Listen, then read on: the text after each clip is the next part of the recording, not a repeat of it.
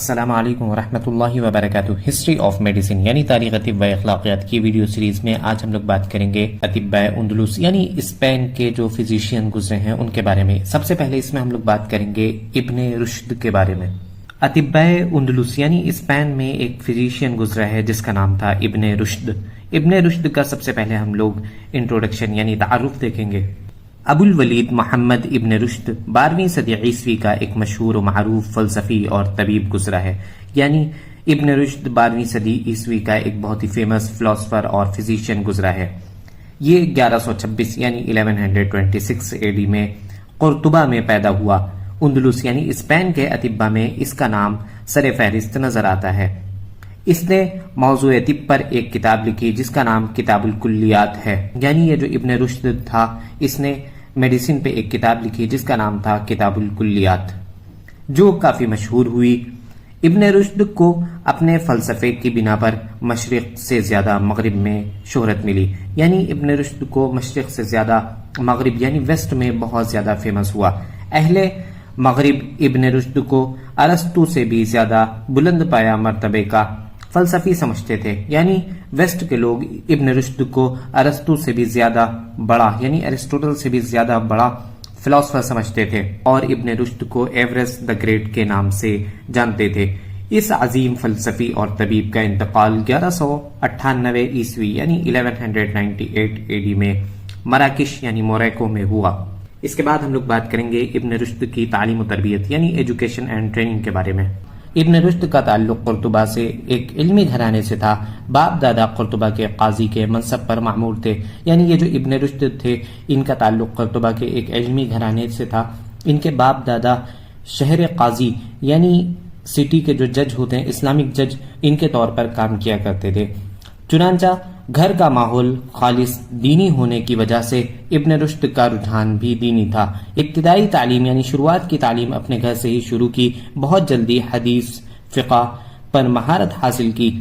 طب اور فلسفے کی تعلیم ابو جعفر ہارون سے حاصل کی۔ یعنی انہوں نے میڈیسن اور فلسفی کی تعلیم ابو جعفر ہارون سے حاصل کی۔ اس کے بعد ہم لوگ بات کریں گے ابن رشد کے فضل و کمال یعنی گریس اینڈ پرفیکشن کے بارے میں۔ ابن رشد حدیث، فقہ، فلسفہ یعنی فلسفی اور طب جیسے علوم کا بیک وقت میں عالم تھا۔ ان سارے میدانوں میں ابن رشد کی خدمات قابل قدر ہیں اور ان علوم پر اس کی تصانیف یعنی اس کی لکھی ہوئی کتابیں بھی موجود ہیں۔ ابن رشد بحیثیت فلسفی ایز اے فلاسفر، ابن رشد کو سب سے زیادہ شہرت بطور فلسفی ہی ملی۔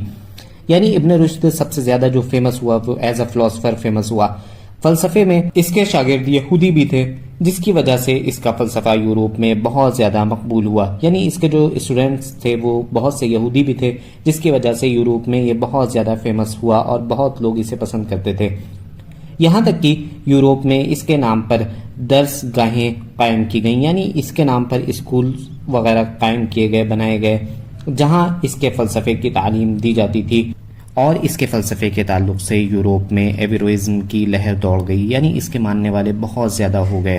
ابن رشد بحیثیت طبیب ایز اے فزیشین، علمی اعتبار سے وہ اعلیٰ درجے کا طبیب تھا۔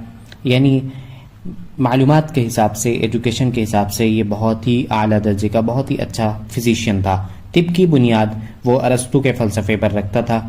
اس کے دور میں ابن سینا کی طبی نظریات سے انکار کی مجال کسی کو نہ تھی۔ یعنی جب اس کا وقت تھا اس دور میں جو ابن سینا کے طبی نظریات میڈیکل کانسیپٹ تھے اس کو انکار کرنے کی کسی میں ہمت نہیں تھی۔ لیکن ابن رشد خود نے بعض طبی مسائل پر ابن سینا سے مختلف رائے قائم کی۔ یعنی ابن سینا نے بہت سی ایسے کانسیپٹ دیے جو ابن سینا سے میچ نہیں کرتے تھے یا اس کے خلاف تھے۔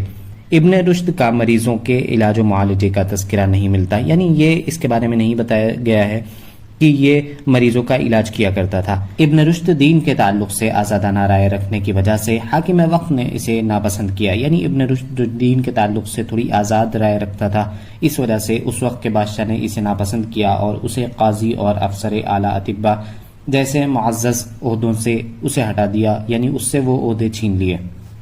اس کے بعد ہم لوگ بات کریں گے ابن رشد بحیثیت مصنف ایز آتھر. تصنیفی میدان میں بھی ابن رشد کی خدمات قابل قدر ہیں، یعنی انہوں نے ایز آتھر بہت کام کیا، اس وجہ سے یہ بہت فیمس ہوا. علم طب پر ہی اس نے 20 سے زیادہ کتابیں لکھی، یعنی میڈیسن کے ٹاپک پر اس نے 20 سے زیادہ کتابیں لکھی ہیں، اس کا تذکرہ ملتا ہے.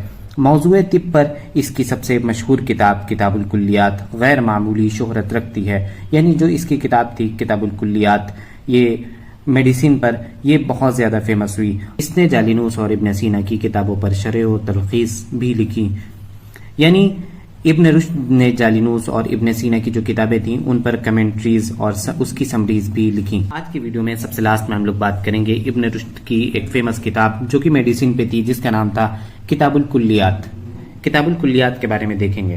کتاب الکلیات یہ ابن رشد کی مشہور اور معروف تصنیف ہے، یعنی کتاب الکلیات جو میڈیسن پہ بک ہے، یہ ابن رشد کی بہت ہی فیمس اور بہت ہی ایکسیپٹڈ بک ہے، جس میں طب کی بنیادی نظریات یعنی جو بیسک کانسیپٹ ہیں اور اس کے کیا رولز ہیں ان سب کے بارے میں بتایا گیا ہے. ابن رشد نے کتاب الکلیات کی شروعات امور طبیعہ سے نہ کر کے تشریح البدن یعنی اناٹمی سے کی ہے، پھر اس کے بعد امراض و علامات کا ذکر کیا ہے، یعنی ڈیزیزز اور اس کے کازز کے بارے میں بتایا ہے، پھر حفظان صحت یعنی پریکاشن آف ہیلتھ کے بارے میں بتایا ہے، اور آخر میں اصول و علاج کا تذکرہ ہے، یعنی آخر میں ٹریٹمنٹ کے بارے میں بتایا گیا ہے. یہ کتاب مغرب میں لاطینی نام یعنی ویسٹ میں یہ اپنے لیٹن نیم کولیگیٹ سے مشہور ہے. یہ کتاب ایک مقدمہ اور 7 ابواب یعنی 7 چیپٹرز پر مشتمل ہے. شکریہ. اگر آپ کو یہ ویڈیو پسند آئی ہو تو زیادہ سے زیادہ شیئر کریں اور چینل کو سبسکرائب کریں. Thank you.